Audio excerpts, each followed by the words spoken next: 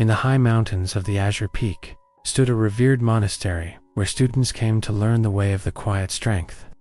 Among them were two young men, Kai and Jiro, both dedicated to the path, yet fundamentally different. Kai was a torrent.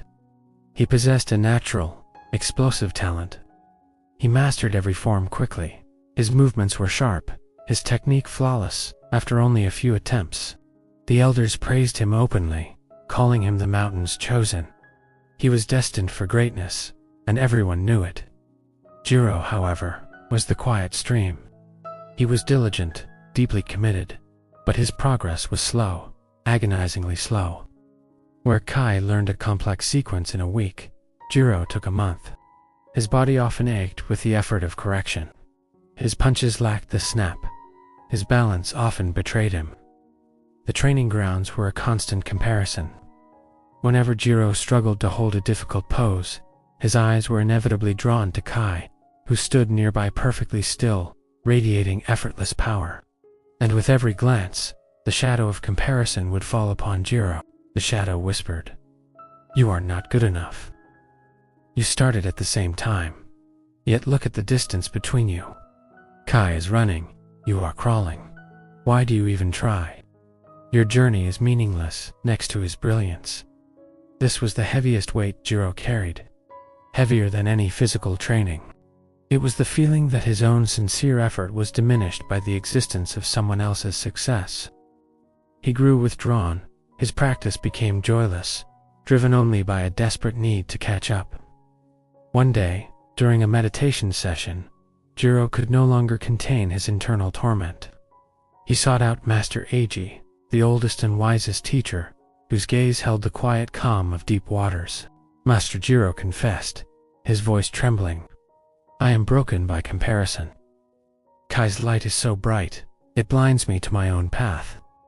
How can I find peace when I know I will never be as swift, as powerful, or as revered as he is?" Master Eiji led Jiro not to the training grounds, but to the eastern gate of the monastery, where two paths descended the mountain. One path was wide, well-worn, and paved with smooth, flat stones, the easiest and fastest route to the village below.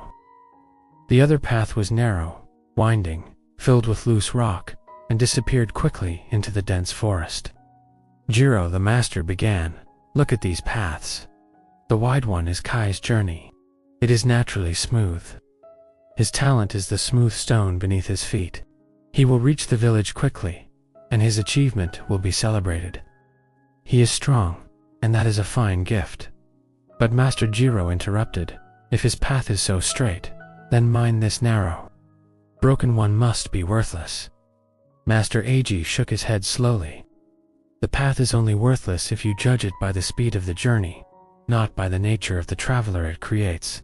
Tell me, Jiro, if a storm comes, which path better teaches you balance? Which path forces you to look down, examine every stone, and learn true, profound stability? The smooth one, where the footing is assured, or the broken one, where every single step is a deliberate act of will?" Jiro looked at the winding, difficult path. It demanded deep attention. It required patience. It taught not speed, but endurance. Master Eiji placed a hand on Jiro's shoulder. "Kai's journey demands his natural gift. Yours, Jiro, demands your soul. His path is laid out for him. Yours, you must forge with intention. The growth you gain from conquering that loose rock, from mastering that tricky incline, that growth is yours alone. It cannot be taken by applause, and it cannot be diminished by anyone else's speed. You do not need to be as fast as Kai. You need only to be more faithful to your own footsteps than you are fearful of his shadow." From that day forward, Jiro's practice changed. He still saw Kai's brilliance, but he no longer used it as a measure of his own deficiency. Instead, he used his own slow, demanding path as a teacher. He focused on the tremor in his muscles, using the failure of one movement to inform the truth of the next. He became intensely observant of his own progress, measuring not the gap between him and Kai, but the distance between the Jiro of today and the Jiro of yesterday. He found a profound, quiet strength, that only comes from deep, personal struggle.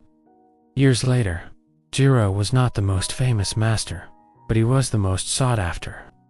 Students flocked to him, not for fast results, but for unshakable foundations. They came because Jiro understood the truth of the struggle. He knew the weight of every difficult step, because he had endured the narrow path. He had learned that the external praise for Kai's perfect journey was fleeting, but the character forged on his own broken, demanding path was eternal. Your journey is yours alone. It is not a race against others. It is a pilgrimage toward your truest self.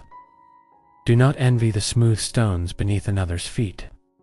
Embrace the loose rock beneath your own, for that struggle, that quiet, internal battle, is precisely where your uniqueness, your strength, and your extraordinary destiny are truly forged. Let their journey be theirs. Your steps, however slow, however difficult, are the only ones that matter for you. Keep walking.